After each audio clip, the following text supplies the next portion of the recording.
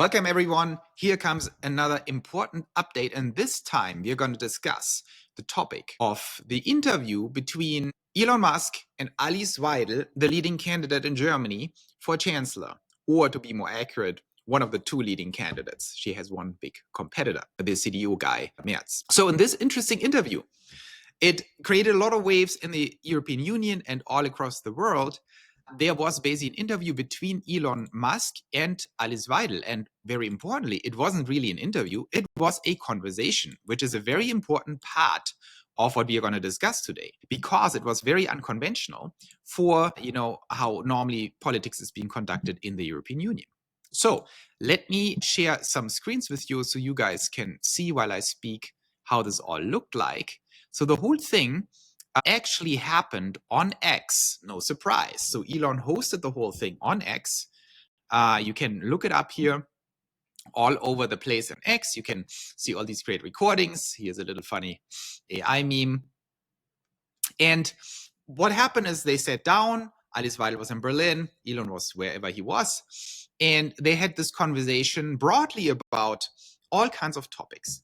Now, I want to just quickly summarize for you guys what main topics were discussed and then comment on the response, but also explain a little bit why I think it was incredibly remarkable what actually happened. Not for the reasons most people think. The main topics I saw here in this conversation were basically some discussions about Israel, which was very important and interesting. There were some topics covering Ukraine, the conflict.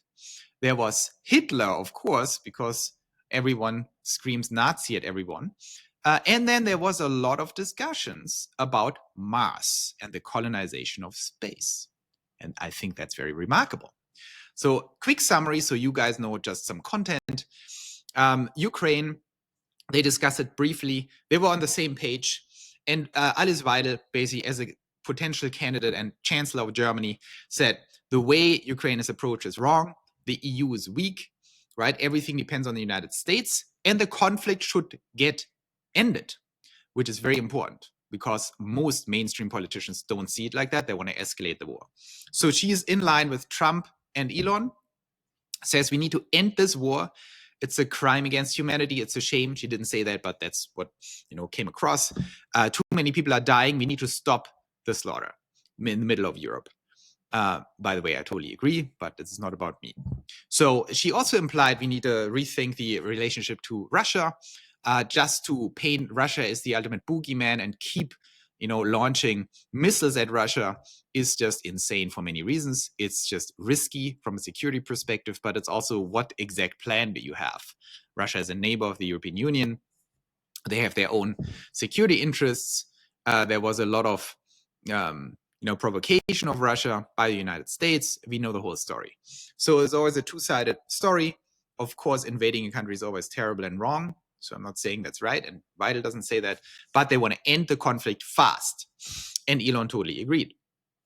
And they want to redefine the role of the European Union that is normally very weak about these things and doesn't do anything really and just waits for the United States, even though it's their own territory. Then the next topic, which I found very interesting and very telling, was Israel. And Elon asked Weidel what her take on Israel is. And Weidel, interestingly enough, said, I don't have a take. I don't have an answer. I don't know how to end this conflict. All I know it's incredibly complicated. And every time she talks to experts, she can't really see a solution. I find this remarkable for a very simple reason. If you think about the Middle East and the conflict, and you're honest to yourself, I'm in the same boat. Normally, I understand things. I do not understand what's going on in Israel. I do not understand this incredible history of the Jewish people, but also the Palestinians and the Arab regions. I know some things, of course, but if you ask me how to solve this conflict, I do not know how. So I found it incredibly refreshing to hear a leading politician say, you know what? I don't know. I don't understand it. I don't have the answer. That was great. And Elon then followed up. I think Elon-Weidel didn't even understand the main point Elon wanted to make. Elon asked her straight on, do you think Israel has the right to exist as a state? And Weidel was very surprised by the question because it's a crazy question. Of course, Israel has a right to exist as a state. Are you kidding me? It's the Jewish state.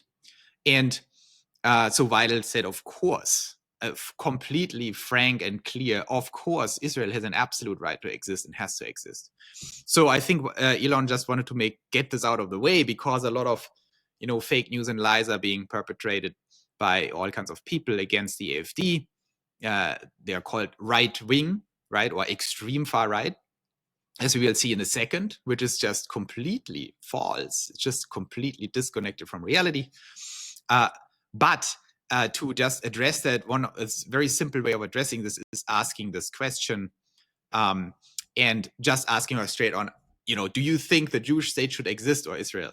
And she said, of course, are you kidding me? She worked for Goldman Sachs before. So the idea that she's in any way anti-Semitic or far right is just false. And that was very good of Elon to clarify that. And then she understood, okay, that's what you want to know, of course. Then they briefly had a discussion that is now probably the biggest talking point of the establishment. They talk about Hitler for some reason. And Weidel said Hitler was a communist, which is kind of funny, in my opinion. But, the experts chiming in and said, everyone who knows details about that dark period of history, there's no disagreement. Everyone who knows anything understands that Nazi is short for National Socialism or National Socialist. So, of course, all Nazis were self-proclaimed socialists. No one can even contest that. It's literally what it means to be a Nazi, means to be a National Socialist. And of course, Hitler was the boss Nazi, so he was clearly a socialist. And there are certain different types of socialism. There's National Socialism, there's International Socialism, which is more communism. So I don't think you can make the argument that Hitler was a communist, and Hitler would not said he is a communist, but you can clearly say Hitler said he's a socialist, and he definitely was a socialist. So she was a little off there, but it's funny to see the debate now of the woke people, that it dawns on them slowly, a little late, 80 years too late, that of course Hitler was literally a socialist. Nazis means National Socialists. So that's why, I think it's very actually good. I think it's brilliant that we have this discussion now, that everyone starts to actually think what Nazi means. So people start connecting the dots. The inherent evil of Nazism is very connected to the inherent evil of communism, because both are collectivist ideologies that say you are nothing, the state is everything. You don't count. Your interest as an individual, your human rights mean nothing if the community has a bigger interest. That's a stark contrast to individualism and liberalism. And it doesn't matter if you're a communist or a Nazi, it's the same thing, because it allows then this ideology to destroy people and destroy your individual interest, and that's evil. So good that we have that discussion. I think it's hilarious that people slowly realize, of course, you can call Hitler left-wing if you want to, because if you say socialism is left-wing, and it makes it a little bit clearer that this is all a discussion that has to be had in a very different way. And then finally, they talked about Mars. So Elon asked Weidel, okay, what is your take? Do you have any other questions for me? And I find very interesting that this is this conversational style in this dialogue, right? And then Weidel said, and I found it super refreshing. She said, yes, I have a question. I want to know why, what drives you to invest all your time and focus and strategic resources into Mars colonization, because I find it fascinating as Alice Weidel. I want to know your thinking behind it. And then Elon went on the Elon story about multiplanetary species. They discussed evolution. They discussed extinction events. Or Elon elaborated on the multiple extinction events that would have wiped out humanity multiple times in the history of life on Earth. And that there is basically an extremely high guarantee that this happens over the next 100 million years. They discussed length of civilizations, that we are only 4,000, 5,000 years old as a civilization, that there are probably alien civilizations that are millions of years old, and they self-destructed all over the place. You probably know all the theories, the Fermi paradox and the great filters and things like that. And I found it super fascinating, because they kept on and on. And it's very unusual that you have a politician inquisitive enough and intelligent enough to even ask these questions and be interested in them. They even went into the meaning of life, the famous 42 answer in The Hitchhiker's Guide to the Galaxy, right, where these people on this planet built this super hyper artificial intelligence, ask it what the purpose of life is. It took 1 million years or something to compute the answer, and the answer was 42, which makes no sense to the people who live there. And they went into this topic that the answer is always easy and trivial. The question is what matters. If you ask the wrong questions, you get nonsensical answers and things like that. You never hear these things in political debates in Germany or in Europe, which is a problem because these are the really important and interesting questions. Because if you can't discuss these questions, how are you even qualified to do something on the mundane and trivial side? Now, I want to go very quickly before I interpret this whole thing for you guys into the response of the usual suspects, the mainstream media, and of course, the European political elite. It's super interesting for you guys, for everyone who is in the United States or in Australia or Canada and just went through observing the Trump election. It's very similar what you see in Europe, but it's even worse. You see the mainstream media completely coordinating between each other. So here's BBC, here's CNBC, which is American, of course, Time Magazine, The Guardian, Reuters, so all over the place. And you see that all of them use the exact same description of the AfD. Musk provokes European leaders ahead of chat with German far-right leader. Musk is calling the far right in Germany. Elon Musk is boosting Germany's far right, blah, blah, blah. So you see what they're doing. They get together, they coordinate. It's like, oh, how can we slander and smear that party that threatens a libertarian, centrist, populist, uprising at the heart of Europe and Germany that is really anti one specific thing. They are anti one specific thing, like every other populist movement. They're anti mainstream media and political elites. And that's the one thing you can't be, because then they get very angry. And so they all said, oh, why don't we just call them far right? Makes no sense, because if you believe there is such a thing as a far right, it comes with certain ideas. If you're a libertarian party, if the head of your party is a gay woman that lives together with a Sri Lankan partner from Sri Lanka, it's very hard to make the argument they are all far right Nazis, right? That's not even conservative, if you ask me. Weidel described her own party as libertarian. So it's a libertarian and populist party that just wants Germany to not totally decay and get destroyed, which is not a far right position. So the mainstream media is just smearing them from the right. And, we saw what that does in the United States election. People, you guys, me, other people, we have X, we have the internet, we have ears, and we have eyes. If we are not clear on something, nowadays, we can just click on one button. We can click on this button right here, play recording, and we can listen now to the politicians. The same way you could listen to Donald Trump and Joe Rogan and hear that everything is a lie that people told us about Donald Trump. And so we also can click that button, and guess what? There is no far-right position here. It's all a complete lie. You can only believe they're far right if you don't press that button and say, I'm going to believe the BBC or some other state media. So I think it's game over for these guys. We see the same panic and the same mistakes being made that the American mainstream media made before its implosion that is now happening. And that's a lot of fun to watch. Now the EU, my next point before I come to the conclusion here, the EU is also very interesting, because one thing I have to give to the American system, seeing this from the inside here, with all its flaws, with all its inefficiency and insanity, especially the legal system, I think is more abused than in Europe and more ridiculous. You saw it in New York with Donald Trump. You saw it with Elon in Delaware. I mean, these are a complete third world country courts. Shocking levels of corruption and ridiculous banana republic behavior by the judges and who's involved there. But what's really still working in the United States are two things. First of all, the hierarchy of courts. If you go up to the Supreme Court, This court is incredibly impressive to me. I think the Supreme Court are smart people, and their rulings tend to make a lot of sense. And of course, the Constitution, free speech, and so on. While there's a lot of violation of the Constitution in America, we saw it with Facebook, Twitter, the FBI, and all these things, total violation of the Constitution. At least when things come out, it gets embarrassing for the people in charge and things change, right?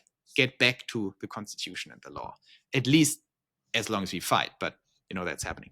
In Europe, the situation is very different because there is no constitution like that.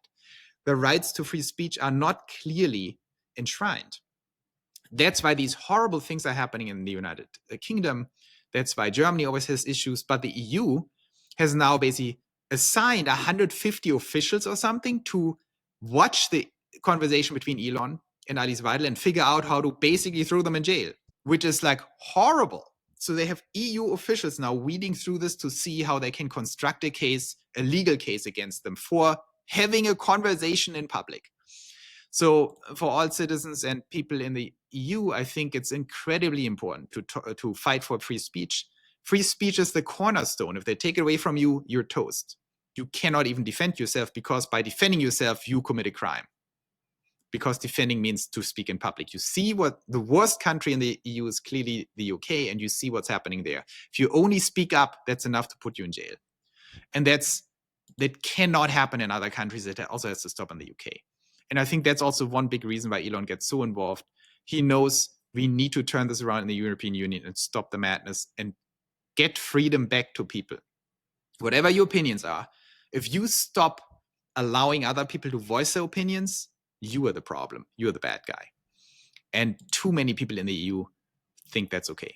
So what's my takeaway from that conversation? Why is it important for Tesla? Why is it important for Elon? And why is it important for the United States? Why is it important for Germany? I think at the core of this conversation stands a very interesting insight. The core of this conversation is for me something on the meta level. The fact that Weidel and Musk can sit down and have an unscripted interview where they even were unprepared. They didn't even know who asked whom, which questions. It was a true conversation. Some people criticized it as unprofessional. I think it's the opposite of criticizable. It is great because it tells you that these are real humans that just get together and have a conversation. It is not fake. It's not framed. It's not fake news. It's two people who genuinely wanted to get to know each other. They didn't speak before, to my knowledge, and definitely not in depth. And I love that it was unscripted. I love that it was inquisitive. And Elon said his life philosophy is actually to gather new information and change his opinions based on the facts. Instead of going in like an idiot, self-referential, idios in Greek means self-referential or self. If you're an idiot, it means you're self-referential. You're not open to new information that come in. And everyone in politics and media seems to strive for becoming an idiot. A self-referential, information system. Elon says you need to be inquisitive. That's how I approach the world. If I learn something new, I like it. I derive new first principle and think about it. And Alice-Weidel had the same opinion. And that's why it's so laudable that she just admitted when she doesn't know something. She says, I don't know about Israel. I don't know about Mars. Tell me more about Mars. I want to understand what drives you and why is this so important. And she was genuinely curious. And this natural flow between the two, I think this is the real winner here. That European politics, that tends to be super structured and fake and framed, where you never can really learn who are these people, what's really behind these masks. I think this is a game changer that you have the first leading European politician, Alice-Weidel, who just went into this thing and is herself and just opens up and says, I don't know. You tell me, Elon, tell me more. I don't understand this. I think you're up to something amazing, but I don't understand. Can you explain more to me? This is absolutely amazing. And what we saw in the US election on Joe Rogan and Trump, and what Harris never really did, going on a higher IQ podcast and having open dialogue, unscripted, that people like it because people are not dumb. That is the big revelation of the Trump election. And that's the big revelation now in Germany and the EU. You, me, and all the people on the internet That includes a lot of very smart people who are very critical thinkers. They want to know the truth and they want to have authentic, genuine conversations so they can form their own opinion. If you elect someone for chancellor, you just don't want to just hear their policies. Policies change, information changes. Policies are a dumb thing to bring forward, in my opinion. What you have to show is character and who you are. How will you process new information? And how will you shape the future of the United States, the future of your country, the future of Germany, the future of Europe? So I think that was an enormous score because of that. That's what the media doesn't understand. Because we understand now who Alice Weidel is better. She's curious, she's inquisitive, she's not scared to admit if she doesn't know something, and she genuinely wants to find out what is going on. This is incredibly refreshing, and I think it will play to her advantage, and it's a good thing it will. So thanks, Elon, for hosting this. Thanks, everyone, for tuning into that podcast. Thanks, Alice Weidel, for actually having the guts to actually do that. And I hope all of you form a better opinion on the European Union, on Germany, on the interaction between the United States and new German leaders like that. And if you're a Tesla shareholder, of course, all of that is amazing because X is going stronger and stronger. Elon's influence becomes stronger and stronger. And Elon being involved in European politics and US politics is definitely a good thing for our shares. So see you next time. I hope you enjoyed that.